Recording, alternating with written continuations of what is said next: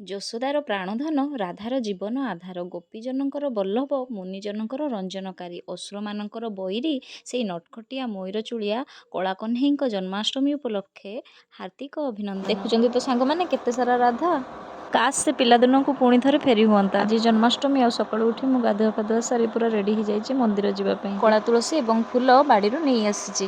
ଆଉ ଆଜି ମୋର ପ୍ରଥମ କାମ ଥିଲା ଠାକୁରଙ୍କ ପାଇଁ ବଢ଼ିଆ ସୁନ୍ଦର ମାଳଟି। ଏଇଠି ଦେଖନ୍ତୁ ମୋ ଫୁଲ ମାଳଟି ରେଡ଼ି ହେଇଯାଇଛି। ମୋତେ ଦେଖିକି ବହୁତ ଖୁସି ଲାଗୁଛି, କାହିଁକିନା ମୁଁ ୟାକୁ ଭଗବାନଙ୍କ ପାଖରେ ନେଇକି ଚଢ଼େଇବି।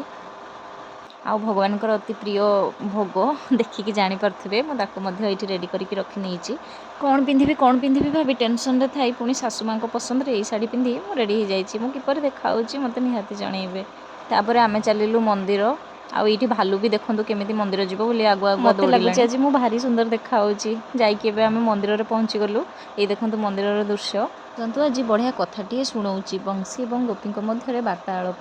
ଗୋପୀମାନେ ଦିନେ ବଂଶୀକୁ ପଚାରିଲେ, ଗୋ ବଂଶୀ, ତୁମର ମହାଭାଗ୍ୟ, ମଦନ ମୋହନ ତୁମକୁ ସଦାସର୍ବଦା ହସ୍ତରେ ଧରିଥାନ୍ତି।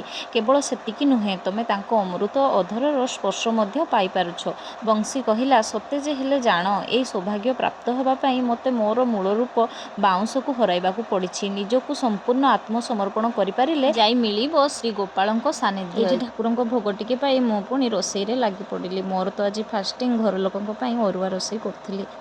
କହିଲେ ଦେଖି ଏଇ ପତ୍ରର ନାଁ କ'ଣ? ୟାକୁ ଭାତରେ ଏବଂ କ୍ଷୀରିରେ ପକାଯାଏ।